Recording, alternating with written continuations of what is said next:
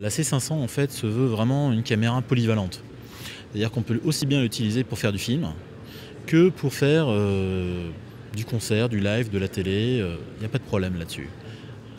Donc ça se retrouve un petit peu au niveau de ses possibilités en termes de connectique. Le seul enregistreur que vous trouvez dans la caméra est un enregistrement MPEG-2 422 50 qui sert à, enfin, donc, le même format que vous avez sur la C300 et donc se sert là comme proxy. Donc ça enregistre un proxy en interne. Si vous voulez enregistrer, il faut se servir des connectiques 3G SDI qui sont là, que vous allez rerouter vers un enregistreur externe. Alors ça dépendra, enfin vous choisirez l'enregistreur par rapport à votre besoin de cadence justement, ou votre besoin de codec. Je m'explique, si vous êtes en 4K et que vous vous dites bon bah moi je veux faire du 24, du 30 images, il n'y a pas de problème. Là vous pouvez aller soit sur du convergent design, soit sur du codec, soit sur de l'astro, soit sur du... un peu importe. Ça, vous trouverez pas mal d'enregistreurs à le faire. 60 images, il n'y a plus que Codex et l'Odyssey 7Q de Gemini, enfin de Convergent Design, qui le font. Et là, d'un seul coup, vous dites, ah oui, mais moi je veux faire du ralenti, je veux faire du 120 images. Ah oui, c'est un besoin un peu atypique, mais bon, il y a un enregistreur qui convient aussi, qui reste le Codex. Pourquoi c'est intéressant? Parce qu'en fait, ces enregistreurs sont à des tarifs différents en termes de location et ont des tailles différentes.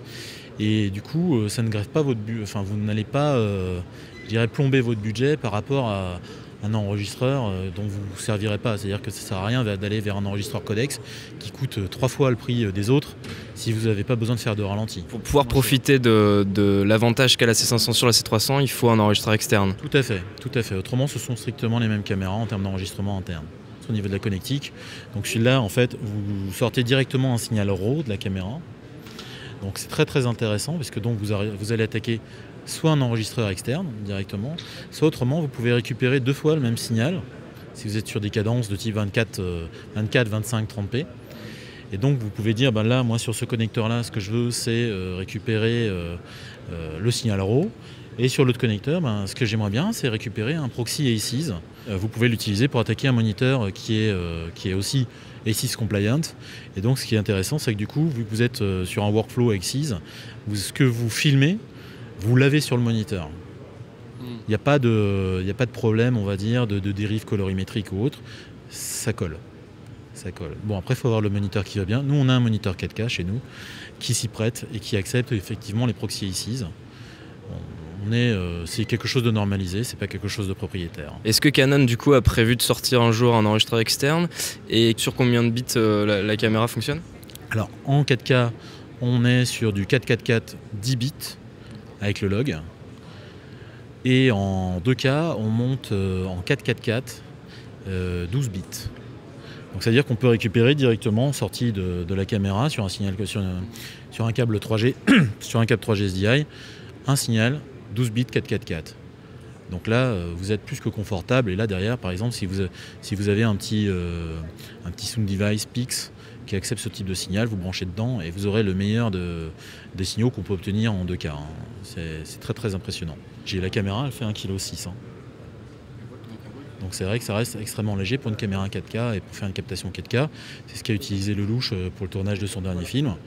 Et je peux vous dire que c'est intéressant parce que c'est un des premiers tournages réellement 4K en France, avec un vrai étalonnage 4K, un vrai mastering 4K, des vrais DCP 4K. Et donc, ça sera un des premiers films français vraiment 4K que vous pourrez voir en salle. Est-ce qu'on peut voir un peu en détail sur la caméra les évolutions, c'est-à-dire les différences entre la C300 et la C500, s'il y en a? Oui, alors, comme je vous le disais déjà, quand vous regardez sur la C300, vous avez en gros cette connectique-là. Donc c'est-à-dire juste, vous retrouvez synchro out, genlock, timecode et HD SDI. Bon, vous gardez la HDMI, mais d'un seul coup vous récupérez effectivement ce bandeau de connecteurs supplémentaires. Alors ce bandeau de connecteurs supplémentaires, vous voyez, il y a 4 connecteurs BNC. Il y a 2 connecteurs qui sont dédiés au monitoring, pour brancher des moniteurs externes. Vous pouvez appliquer une lutte en sortie sur ces sorties moniteurs, ce qui fait que l'image, même si vous tournez en log, vous allez voir une image qui sera plaisante et qui va rassurer un petit peu, je dirais, les gens de la prod qui sont sur place. Et donc la lutte s'applique directement dans la caméra? Directement, oui, vous venez directement appliquer la lutte sur la sortie. Il y a pas de souci.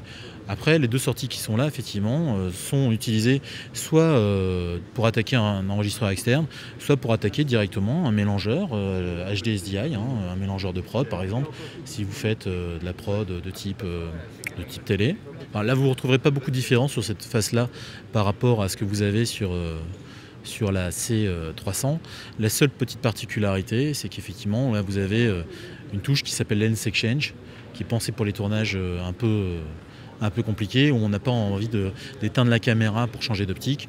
Là, vous appuyez sur le bouton. Et ce qui va se passer, vous voyez, ça s'éteint. Et vous avez juste la diode qui vous indique « Oui, je suis quand même en marche, attention ». Comme ça, en fait, ça arrête d'alimenter le capteur, vous changez l'optique. Et donc là, vous réactivez l'alimentation du capteur. C'est pour éviter de cramer le capteur. Voilà, et pour gagner du temps aussi dans le changement, pour ne pas avoir à éteindre et à rallumer.